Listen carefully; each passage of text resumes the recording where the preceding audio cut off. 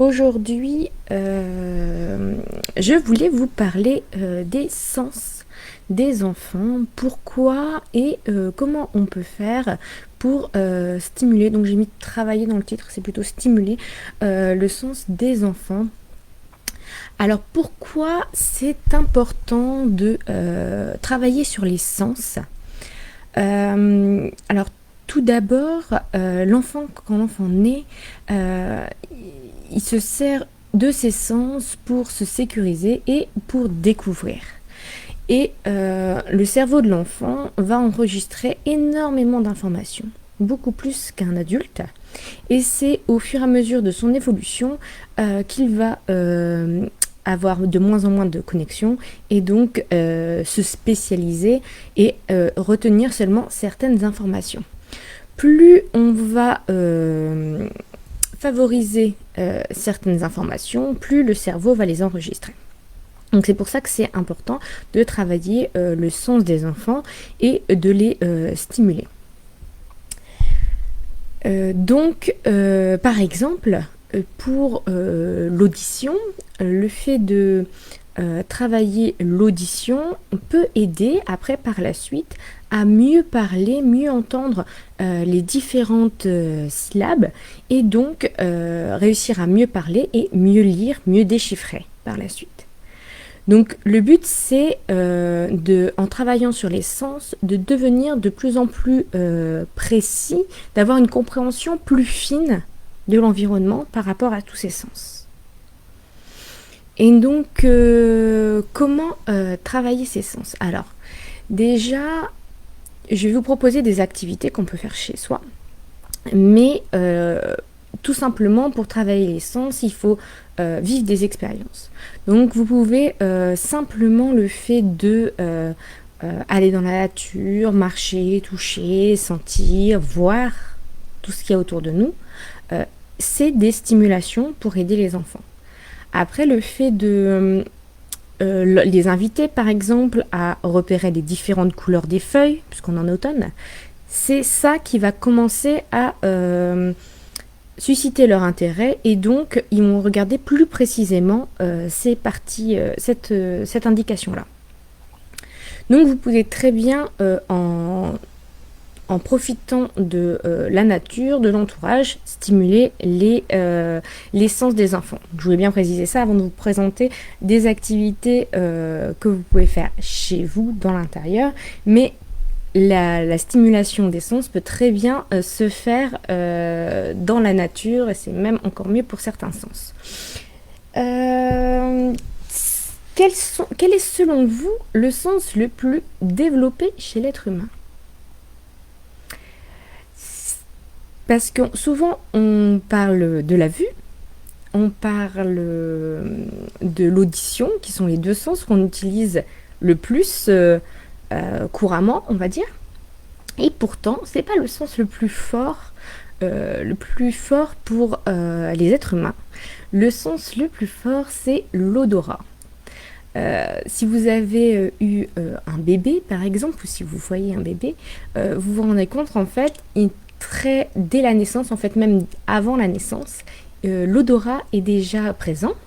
Et il reconnaît l'odeur de sa mère. D'ailleurs, on voit souvent qu'il aime bien sniffer les odeurs de sa mère, son bras, son doudou, son linge, etc. Et souvent aussi, en tant qu'adulte, je ne sais pas si ça vous arrive, mais ça m'arrive souvent, une odeur peut nous rappeler un souvenir. Et en fait, c'est plus on va associer cette odeur-là, par exemple, je sais pas, des gâteaux, si vous faisiez des gâteaux, je sais pas, tous les mercredis avec vos parents, l'odeur du gâteau va vous rappeler ce souvenir-là. C'est une connexion très forte, les odeurs, et pourtant c'est pas vraiment un sens qui est souvent travaillé. Donc n'hésitez pas à faire sentir les choses à vos enfants, à faire remarquer une certaine odeur, à leur proposer de sentir l'odeur des feuilles, de l'herbe, etc. C'est un puissant moyen de renforcer la mémoire des enfants. Donc on va commencer par le premier sens, le toucher.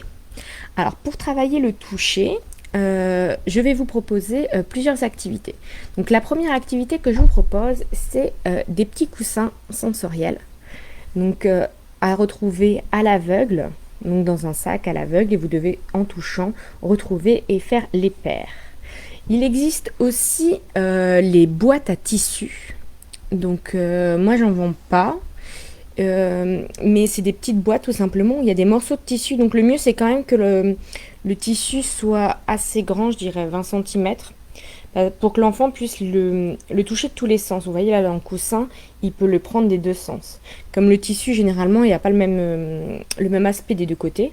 Donc j'ai à peu près 20 cm de tissu, de différents tissus. Et le but c'est pareil, à l'aveugle, donc yeux bandés ou dans un... C'est plus difficile dans un sac pour un tissu. Donc yeux bandés ou en regardant le plafond, essayez de trouver le même tissu. Donc ça fait travailler le sens du toucher et l'enfant se concentre uniquement sur le toucher. C'est pour ça qu'il faut ou bander les yeux ou, comme les coussins, le faire dans un sac. Ce qui est bien aussi, c'est que les coussins, généralement, ils ont des visuels différents. Donc l'autocorrection est assez simple pour l'enfant pour voir s'il a eu bon. Donc pour le toucher, vous pouvez aussi tout ce qui est chatouille, caresse, où vous pouvez... J'ai ma plume. Où vous pouvez avec la plume passer sur les différentes parties du corps pour essayer de sentir les différentes choses. Vous pouvez aussi utiliser différents moyens. Donc là, j'ai parlé de la plume, mais vous pouvez utiliser autre chose et savoir si votre enfant arrive à reconnaître. Ce qu'on fait aussi avec mes enfants, c'est par exemple dans le dos, et j'essaye de leur tracer, donc ça dépend quel enfant, puisqu'ils n'ont pas le même âge, mais par exemple une forme, et il doit deviner, ou des lettres. Et ma fille fait pareil aussi dans mon dos, et elle m'écrit des messages. Donc on écrit pour essayer de se concentrer uniquement sur la sensation du toucher. Et vous pouvez essayer, c'est pas si facile de se concentrer sur le toucher. Je pense pas, du moins moi, je pense pas que c'est un sens que je travaille beaucoup et que j'ai beaucoup stimulé. Et en fait, le toucher, on peut avoir beaucoup d'informations. Donc, comme autre petit jeu, il y a aussi le fait de marcher. Donc, je vous disais tout simplement marcher dans l'herbe, dans le sable, donc ces sensations-là. Il existe aussi des dalles avec différentes textures et vous pouvez marcher pour stimuler. Mais j'en ai pas. Après, moi je trouve que par exemple la sensation de marcher de sentir l'herbe sous les pieds par exemple, moi c'est une sensation que j'aime beaucoup. Pareil avec le sable. Et donc n'hésitez pas quand vous allez dans un endroit comme ça à faire marcher votre enfant et aussi à l'inviter à se concentrer sur cette sensation pour qu'il retienne bien cette sensation. C'est peut-être aussi parce que ces sensations sont liées à des souvenirs pour moi et du coup c'est des sensations que j'aime beaucoup. Vous pouvez utiliser aussi, nous c'est tout nouveau parce qu'on vient de la voir, la poterie par exemple, qui fait que le fait de toucher la pâte, de la manipuler, ça peut être aussi un moyen de stimuler le toucher. Enfin, la dernière activité concernant le toucher, c'est ce qu'on peut appeler le sac mystère. Donc un peu le même principe que les coussins, il faut trouver les mêmes. Là, le sac mystère, vous mettez dans un sac différents objets et rien que au toucher, l'enfant doit reconnaître ce que c'est. Donc quand c'est déjà ces gros objets, c'est un peu facile. Plus l'objet devient petit, plus c'est difficile, même pour nous en tant qu'adultes. Donc ça peut être un moment assez sympathique à proposer à votre enfant. Alors pour le second sens, je vais vous parler de l'ouïe. Alors la première chose qui me vient à l'esprit, c'est tout simplement l'éveil musical. Donc laissez l'enfant tester, taper les différents sons, que ce soit des sons sur des instruments de musique ou non d'ailleurs, et quand ils sont plus petits, forcément. Et après, quand ils sont plus grands, taper sur le xylophone pour voir la gamme. On a un piano, etc. Le tambour. Essayez de jouer avec les sons fait partie de l'éducation de l'oreille et donc est très bien pour ce sens. Il existe aussi les petites cloches de musique, donc pour refaire la gamme et reconnaître les différentes notes de musique. Donc c'est assez onéreux comme matériau.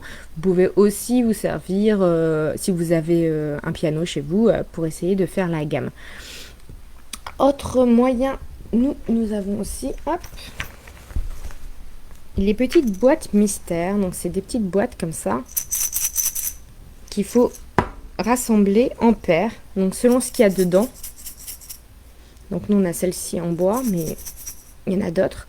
Comme ça, selon ce qu'il y a dedans, ça fait pas exactement le même son. Et le but, c'est de trouver les paires.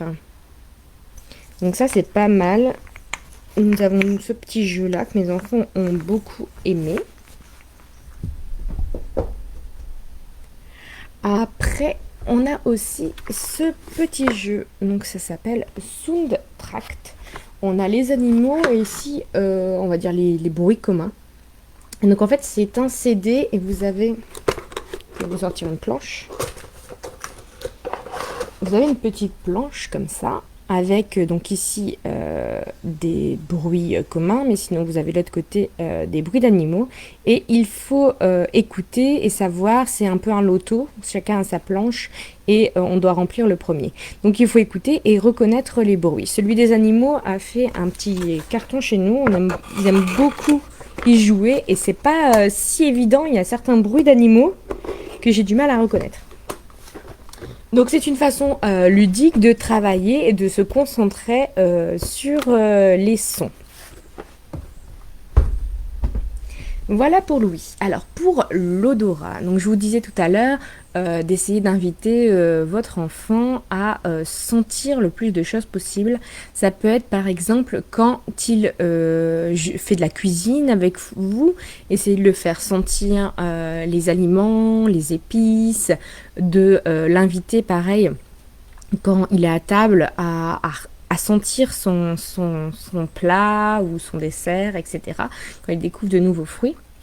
Il existe aussi, j'ai vu une publication d'un compte, j'essaierai de vous retrouver, des petites boîtes, je crois que c'était chez Hop Toys, que la maman avait ça. En fait, elle avait fait une activité sur l'automne, donc en mettant des noix, je ne sais plus ce qu'il y avait, des noix, peut-être du sapin. Elle avait mis différentes choses dans les boîtes et l'enfant devait sentir pour essayer de reconnaître. Alors vous pouvez faire ou reconnaître ou retrouver les paires. Et donc c'était plutôt une activité sympa. Nous, on a ce jeu, les boîtes à odeur. Je trouve ça pas mal, un peu fort en odeur, même si ça fait un moment déjà qu'on l'a. Donc c'est des petites boîtes comme ceci. C'est pas très pratique à ouvrir par contre. Voilà. Et il faut sentir. Et où... Ça c'est de la vanille. Et donc où reconnaître l'odeur. Donc il y a des odeurs assez simples comme la vanille. Mais après il y a des odeurs... Bon, comme par hasard je tombe sur des simples. Je tombe sur citron. Cacahuète. Je trouve ça un peu plus compliqué. Cacahuète. Et je trouve, moi, qu'ils sont assez représentatives des vraies odeurs. Donc, si vous avez ce jeu, c'est plutôt sympa. Après, on ne peut pas le faire très longtemps parce qu'on a vite l'odorat bouché. Il y a énormément d'odeurs. Donc, nous, on le fait plutôt par petite session. Mais c'est toujours sympa parce qu'il n'y a pas vraiment beaucoup de jeux qui font appel à l'odorat. Donc c'est vraiment un des sens que vous pouvez essayer de travailler au quotidien et qui sera beaucoup plus important de travailler. Je vous dis, quand vous êtes dehors, sentir une odeur, sentir des feuilles, des fleurs, les repas. Il y a plein d'occasions pour sentir les différentes odeurs. Mais c'est pas un sens à oublier parce qu'il est très très important. Alors après, on va faire la vue. Alors, pour la vue, nous, on utilise, hop, je vais en premier, tout simplement la loupe et l'observation. Donc par exemple en ce moment ils ont la plume, ils ont ramassé des petites coquilles d'escargot qui regardent à la loupe et aussi une écorce de bois. Donc ils ramassent différentes choses dans la nature, ça peut être des fleurs, des plumes, des coquilles, un peu plusieurs choses. C'est eux qui choisissent, ils ont une petite boîte où ils remplissent de leur ce qu'ils veulent observer et ils ont deux loupes chacun une. L'été ils vont carrément dehors avec leur loupe parce qu'on voit aussi pas mal d'insectes. On a pu observer comme ça la coccinelle à différents stades de son évolution. On a même eu la chance de voir, des petits œufs d'araignée éclore. Youpi! Mes enfants étaient très contents de voir toutes ces petites araignées qui étaient en train d'éclore avec leur loupe. Donc voilà, c'est un petit outil qui peut être utilisé pour de nombreuses activités. Vous avez aussi les cartes à loupe. Je ne sais pas si vous connaissez, le principe est comme les cartes à pain, sauf pour avoir la bonne réponse, pour voir les différentes réponses, vous devez utiliser la loupe. Donc pareil, ça utilise toujours la vue, c'est toujours sympa à travailler en plus. Nous, ce qu'on aime aussi, c'est le cherche et trouve. Alors celui-là, c'est le cherche et trouve géant. Mes enfants adorent. Bon, quand je l'ai demandé sur la liste de cadeaux de ma fille, j'avais pas vu à quel point il était géant. Mais je crois que ça va faire bientôt 3 ans que nous avons ce cherche et trouve. Il est toujours vivant. Et c'est plutôt pas mal. Hop, je vous montre un peu l'intérieur. Donc vous avez, hop. Et en bas, vous avez les différentes choses que vous pouvez chercher. Donc c'est sympa parce que vous pouvez être à plusieurs à chercher dessus. Et on s'installe comme ça par terre à chercher les choses dans ce cherche et trouve géant. Et il n'y a rien de mieux que le cherche et trouve pour travailler la vue.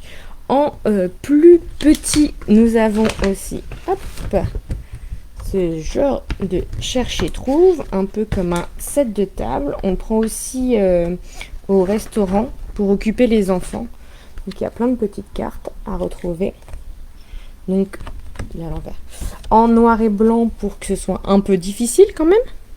Pour qu'il y ait vraiment une recherche sur la carte. J'hésite aussi à vous le proposer en tissu pour que vous puissiez le fermer et qu'il soit plus compact et transportable. N'hésitez pas à me dire en commentaire si ça pourrait vous intéresser.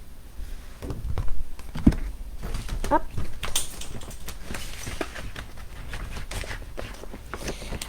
Alors, pour la vue, vous avez aussi les cylindres. Je ne sais pas si vous connaissez. C'est des blocs avec différents cylindres et de différentes tailles. Et donc, le but est de mettre le cylindre au bon endroit. Il n'y a qu'un seul endroit où le cylindre peut être mis. Ça permet de travailler justement la discrimination des différentes tailles. Dans le même style, vous avez aussi la tour rose. Donc la tour rose, elle utilise deux sens, puisqu'elle utilise aussi le sens du toucher, parce que la tour rose, c'est des cubes pleins. Donc il faut faire une tour de cube, donc du plus grand au plus petit. Mais comme ils sont pleins, le poids du cube est aussi un indicateur pour faire la tour. Après, vous avez aussi, pour travailler les couleurs, vous avez les différentes nuances de couleurs. Donc là encore, pour travailler la perception, avoir toujours plus de précision dans l'œil, ce qui permettra après à l'enfant de s'attarder aussi sur plus de détails, ce qui peut être très important pour plusieurs apprentissages. En travaillant ses facultés, il va stimuler cette notion dans son cerveau et du coup par la suite avoir une meilleure attention aux détails, ce qui peut être très bénéfique pour la suite de ces apprentissages. Donc voilà pour la vue. Je vérifie mes notes si j'ai tout bien dit. Enfin, le goût. Alors le goût, c'est un peu comme, l'odorat, c'est surtout, à travailler, au jour le jour, mais vous pouvez quand même faire quelques petits jeux. Donc vous pouvez faire des dégustations à l'aveugle pour essayer de retrouver, les goûts. Vous pouvez, préparer si vous avez ou congeler des petits légumes et puis le jour où vous faites, le goût, cette activité-là, vous les décongelez. Vous pouvez aussi faire des petites purées. Comme ça, il y a en plus pas la texture comme indication, il y a vraiment que le goût et un peu l'odorat parce que on va forcément sentir par rapport au goût, c'est un peu compliqué de différencier les deux. Mais donc du coup, ça peut être un jeu assez sympa pour aussi les éduquer au goût, à faire attention au goût, à travailler le goût. Et même pendant les repas, essayer de trouver, par exemple dans une soupe, ce qu'on a pu mettre dans la soupe, dans une purée de légumes, ce qu'on a pu mettre comme légumes, ça peut être des jeux plutôt sympas à faire. Donc vous avez les dégustations à l'aveugle, vous avez aussi tout simplement les dégustations de nouveautés. Donc si votre enfant ne connaît pas certains fruits ou légumes, vous pouvez proposer, par exemple chercher les fruits et légumes de saison, ou sélectionner ceux que vous n'avez pas encore présentés à votre enfant, et vous faites une petite session de découverte des goûts. Ça lui permettra aussi de découvrir des nouveaux goûts, peut-être d'avoir des nouveaux coups de cœur et en même temps d'affiner son sens du goût.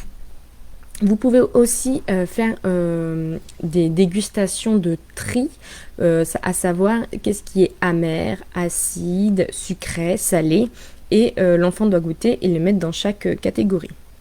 Donc ça demande un petit peu de préparation ou du moins d'organisation pour essayer cette activité, mais c'est toujours sympa par exemple en début de saison de faire découvrir des nouvelles choses ou de rappeler certains goûts. Par exemple, je fais souvent, comme là, la saison des courges est revenue, je fais souvent de la courge butternut, parce que mon fils aime beaucoup. Et ma fille m'a redemandé quel goût ça pouvait avoir, vu que ça fait longtemps qu'elle n'a pas goûté. Donc voilà, même des goûts que les enfants ont déjà goûté, chaque saison, rappeler un peu le goût de chaque aliment, ça peut être toujours sympa à faire comme activité. Donc voilà, je pense que j'ai tout fait concernant le goût. Oui, je n'avais pas d'autre activité. Donc voilà, j'espère que cette vidéo vous a plu. N'hésitez pas à mettre en commentaire les différentes activités que vous faites avec vos enfants. Même si c'est d'autres activités que celles que j'ai citées, n'hésitez pas à partager à un maximum de personnes. Je vous remercie et je vous dis à bientôt.